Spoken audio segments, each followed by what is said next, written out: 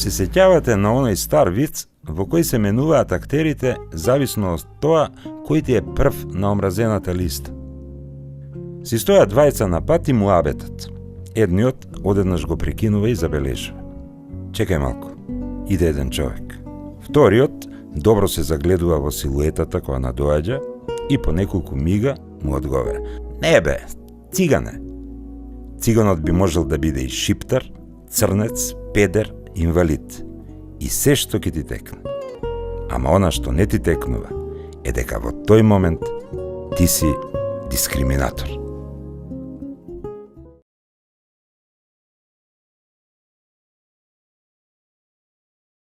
Од колку подалеку може да ја разбериме различноста, до толку е поголема дискриминацијата.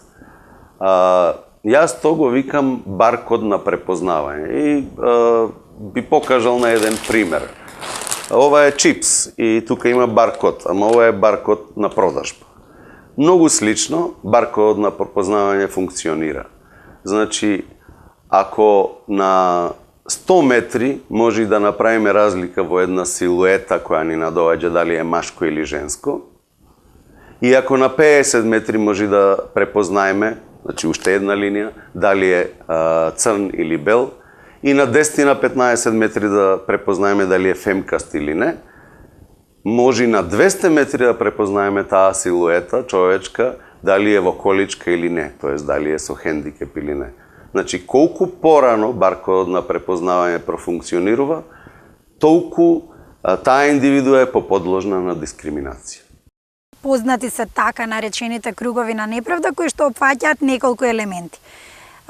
Едниот елемент, првиот круг, најширокиот круг, веќе ако можеме така да ги замислиме, да ги нацртаме, е она што го викаме нефер однесување. Значи, комшијата има 3 возила, ја имам едно возило и стварно не е фер од он има 3 возила, меѓутоа дали е тоа дискриминација? И одговорот е не, тоа не е дискриминација. Вториот круг го имаме така нареченото кршење на човекови права. Значи, децата, ромчиња што питачат на улица, ниту е фер, се кршат нивните човекови права, посебно правото на образование, меѓутоа дали е тоа дискриминација? Е прашање во овој случај вака разговорно кажано и тоа не би представувало дискриминација. Третиот, потесниот круг од сите овие другите е она што ние го нарекуваме противзаконско. Значи, што е противзаконско? Секое кривично дело, меѓутоа и секоја повреда на човекови права исто така е противзаконска. И тука можеме милион примери да дадеме, меѓутоа она за кое што нас не интересира е она што е дискриминација. Дискриминацијата е најтесниот круг во сите овие. Треба да биде нефер, треба да биде противзаконско, треба да се кршат човекови права за да можеме да речеме дека се случува и дискриминација. Постојат повеќе причини за појавата на феноменот дискриминација. Најчесто дискриминираме кога нештото не го познаваме, кога одредена група ни е различна или чудна. И тогаш, кога нештото не го познаваме, или напаѓаме, или бегаме. Ете така дискриминираме. Дискриминација е секој разликување, исклучување или нееднакво постапување кој има за цел или резултира во невозможувањето во практикувањето на сите права и слободи. Односно, дискриминацијата практично значи ставање во понеповолен третман на едно лице во однос на друго лице во иста или слична ситуација. Најголем дел од нас кон дискриминацијата гледаат како на некакво божемблаго прекршување на некакви си права. Причината за правното регулирање на дискриминацијата лежи во препознавањето на нејзиниот потенцијал за ескалација. Газењето на туѓите права е како газење по минско поле. Кога тогаш ќе ти експлодира. Доколку не постојат соодветни мерки за борба против неа, секое општество ризикува незадоволство и насилство. Дискриминацијата е корен на бројни злодела на секаде низ светот и многу лесно станува од играчка плачка. Дискриминацијата и геноцидот не се во директна причинско-последична врска. Тие представуваат двата краја, двете крајности на еден голем и широк спектар. Овој спектар во кратки црти објаснет означува од митови и легенди, преку најразлични форми на стереотипизација, кои што исто така не се правно регулирани и нормирани, преку директна и индиректна дискриминација, која што не е кривично дело, преку говорот на омраза, како и делата од омраза кои што се кривични дела во националните системи, па завршувајќи со геноцидот кој што е јус когенс кривично дело на интернационално ниво. Случајно се погодивме во еден ресторан во Скопје. Онака спонтано отидовме и спонтано си седевме, нели, си јадевме што и да е. Како одминуваше, да речам, времето, приметив една многу чудна ситуација. Значи, дојде детенце ромче, малечко, со братче или сестриче, не знам што беше, од прилика да има негде, што знам, околу максимум 10 години. Си купија сладолед и фино, веројатно знаејќи си дека секогаш се бркани или дискриминирани на било кој начин, си појдоа во ќошот ресторанот, си седеа нормално, си го јадеа сладоледот и не правеа, значи, никаква гужва, никаква галама. И дојде една од продавачките кој што работеше во ресторанот и ги избрка, практично ги избрка.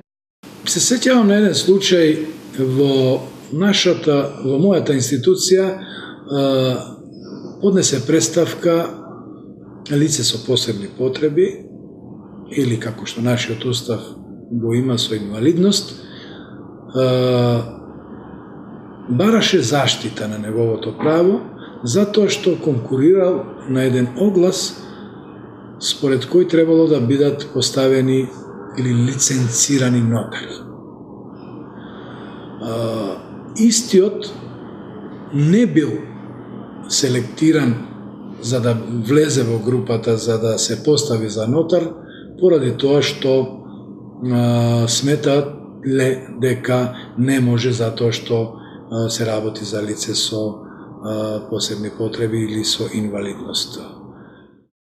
Конкретно феноменот на дискриминација во Република Македонија почнува така по детално да се разгледува со, значи, условно кажам, нашата асоциација за членка во Европската Унија и хармонизацијата на нашето законодавство со европското законодавство и кое што предпочиташе, значи, Европската комисија во неколку наврати, никој жугаше треба да го донесеме посебен закон за заштита и спречување на дискриминација како еден вид на посебно и специфично прекршување на човековите права. Основниот постулат, темелот и така натаму е дефинитивно декларацијата за човекови права 48, која што многу едноставна, меѓутоа многу суштествена. Таа кажува дека сите ние на земјата планета се раѓаме со права и со слободи, значи со дигнитет, и дека сите држави се треба да имаат врската да ги штитат своите граѓани од дискриминација, односно поточно кажано од неповолен и нееднаков третман. Дискриминацијата како правно регулирана незаконска појава кај нас е новост. И како и кај секоја новина има различни толкувања и талкања во разбирањето на нештата. Човековите права се регулирани со Универзалната декларација за човекови права и се 30 на број. Во пракса, често за се и се што се вика имам право. Но не постои право на воздух, на јаглерод, ама постои право на живот. Бенефициите што ги дава државата се пропишуваат со правен акт, ама не со човекови права. Неразбирањето оди дотаму што неодамна кај нас се формира дури издружение за правата на животните. Значи, не е се право и не е се дискриминација. Многу интересни се резултатите кои што се добиени во Евробарометерот, како компарирани со она што представуваат резултати во земјите членки на Европската Унија, така и воопшто на ниво на Република Македонија како едно генерално сознание. Она што можеме да го видиме е дека дискриминација постои, дека луѓето на едно површно декларативно ниво се прилично свесни за постоењето на дискриминација по различни основи, дека одделни облици на дискриминација едноставно е многу тешко да се перцепираат. Она што се потврди е дека и натаму најзастапена форма на дискриминација или најперцепирана форма е партиската припадност, односно луѓето сметаат дека припадници на партиите имат предност при вработувањето најчесто и при други остварувања на права. Потоа при етничката припадност, а како трето незастапена е дискриминацијата по однос на сексуална ориентација. И тие три минатиот пат беа трите главни и во овој случај тие три се со над 50% процената зачестеност спрема одговорите на испитаниците. Во прв момент бев шокирана од состојбата што се случи, што ја видов. И во вториот момент појдов и ја прашав зошто ги избрка. Нејзиниот одговор беше дека тоа било лоша слика. Ги вративме децата, тоест јас на моје инсистирање ги вративме децата. Со тоа што направив така малце една незгодна ситуација, направив еден инцидент таму со шефицата, значи пробав да добијам информација зошто се децата избркани, значи која е нив политиката на фирмата, дали треба да стои на вратата забрането за роми, црнци и кучиња или не е битно. Ние констатиравме дека тој став или тоа мислење е противзаконско и не може така да се постапува. Не може да се селектира и да се издвои од групата каде што треба да припаѓа, а тоа е групата дека тој беше дипломиран правник, со положен и правосуден и нотарски испит и ги исполнуваше сите услови, како и другите, да биде поставен за нотар. Но за жал и покрај нашата препорака не беше поставен за нотар, односно не беше усвоена нашата препорака. Го знаете ли лицот за колите? Постојат само два вида. Мерцедес и останатите. Исто така, постојат само два вида на дискриминација.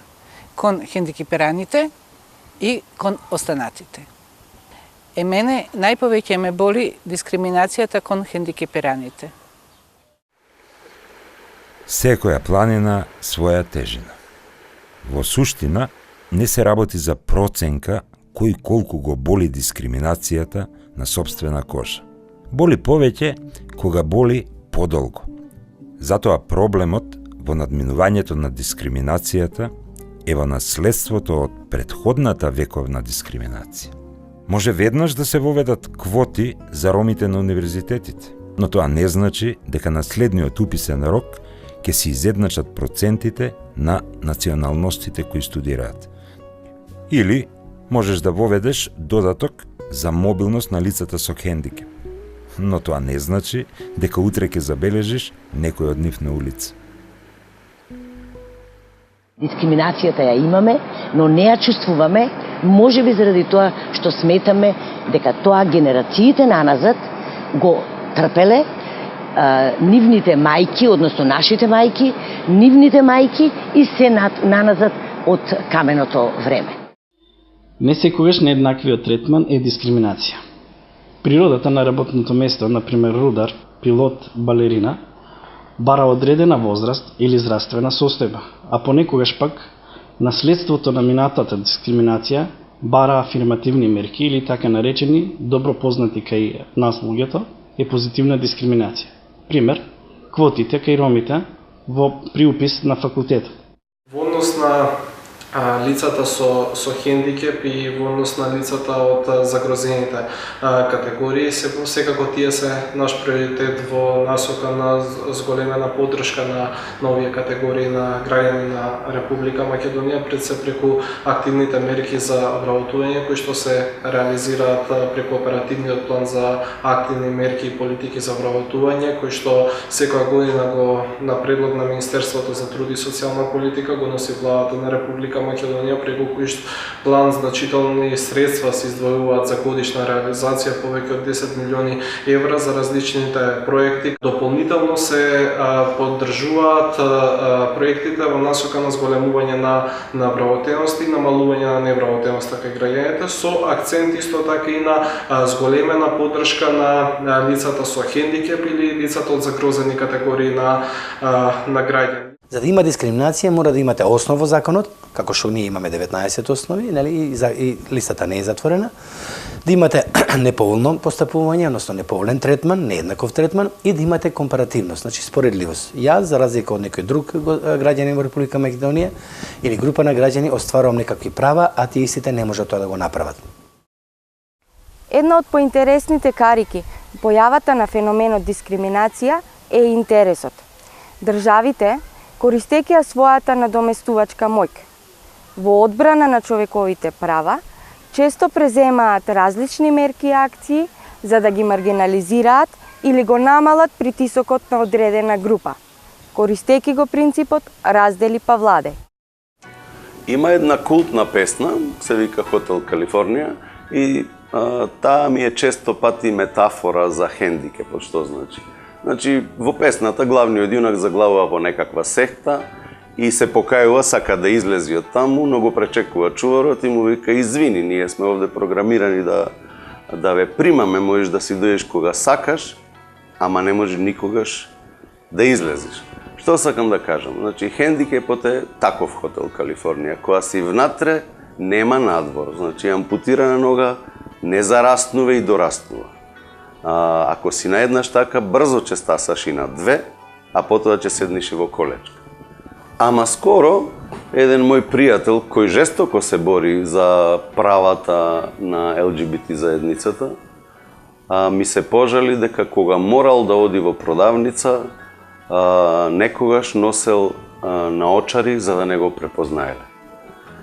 Па, почитуван пријателе, супер, и ја би сакал некогаш да ги фрлам штаките, да ставам темни наочари и да се искачам на кожу. Ама не може. Би спомнала и некои, условно кажано, беневолентни облици на дискриминација, како што е дискриминацијата на лицата со хендикеп, кон кои што употребата на заштитни механизми не се перцепираат како дискриминација, или изолирањето на постарите граѓани од јавниот живот, кое што исто така не се перцепира како дискриминација, или дискриминацијата врз основа на пол, значи разликите меѓу жените и мажите. Малку со резерва треба да се земат тие податоци, бидејќи, например, кога на прашањата за свесност или за правата или дали би постапиле, и натаму е висока, е помоц од 50% свесноста за правата кои ги имаат луѓето при случај на дискриминација.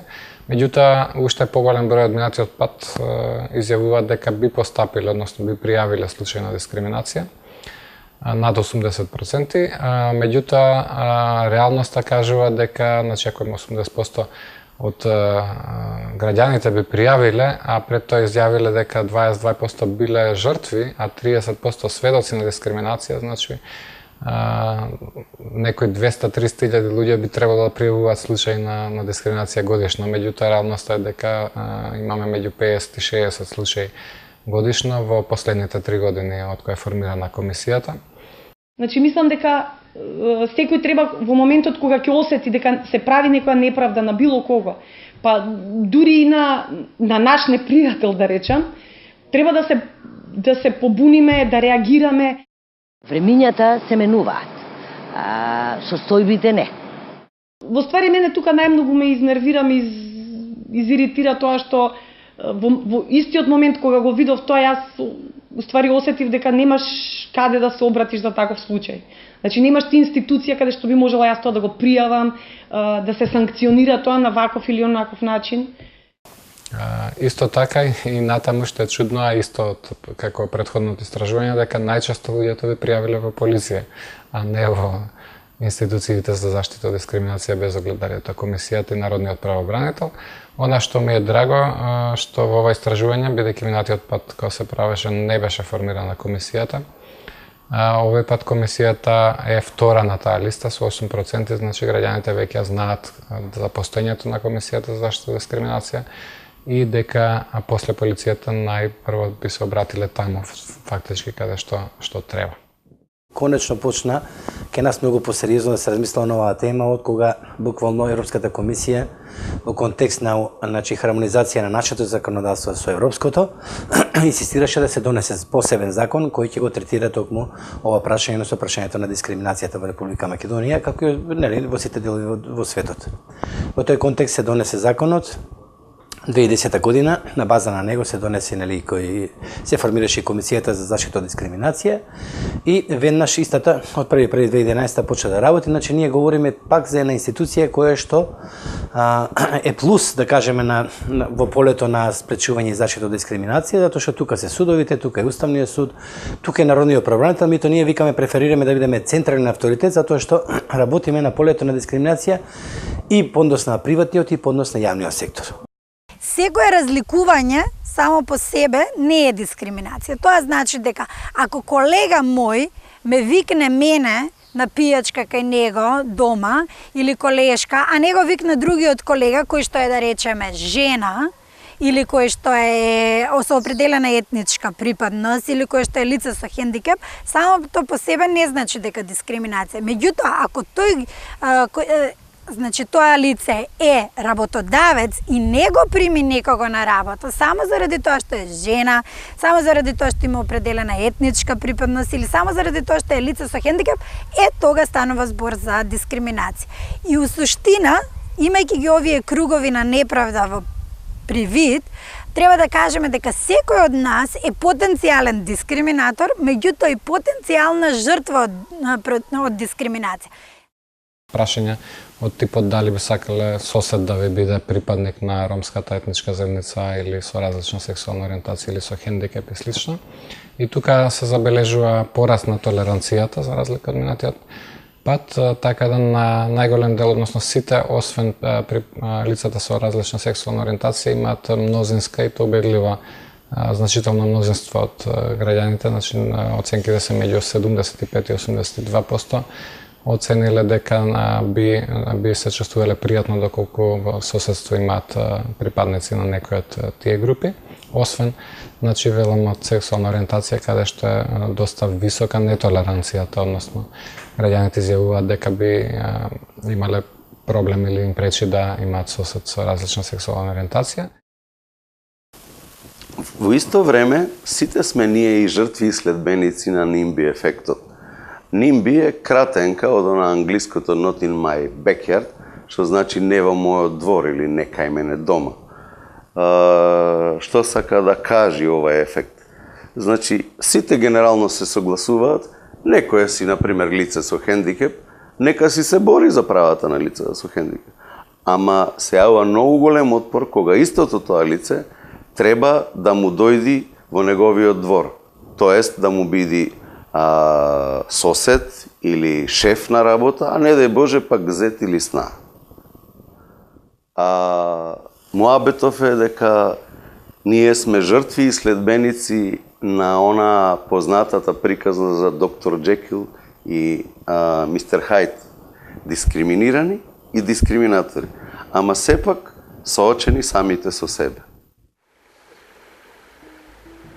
Дискриминираните може и да не знаат дека се жртви. Си мислат, таков е животот, Божја судба, карма. А дискриминаторите може да се повикуваат на традиција и да не се свесни дека тоа и ненамерно го прават. На оние пак, кои тоа го прават со намера и самоуживање, им нема спас, се додека не се најдат од другата страна на цртата. Во многу од предметите што доаѓаат кај нас, покрај онаму каде што имаме евидентно видено, да речеме дека имаме директна дискриминација во постапувањето, ни се случува да имаме исто така дискриминација, директна, индиректна, повеќе кратна, вознемирување и така натаму, тоа се облиците на дискриминација, да имаме дискриминатор кој што ќе каже во комуникацијата наша, непосредувањето наше меѓу нив и жртвата, дека не бил ни свесен дека тоа се случува. Особено во делот на вознемирување, например, кој што представува директен облик на дискриминација. Ако се има предвид нултата точка од која што е тргнато, може да се речи и дека не е направено малку.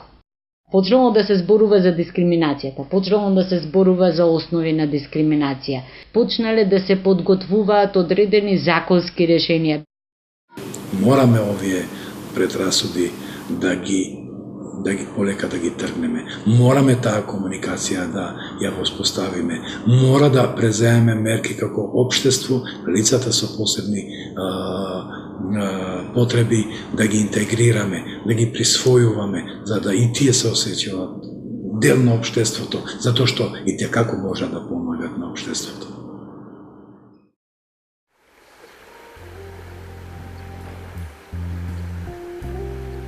Кој човек е пијаница?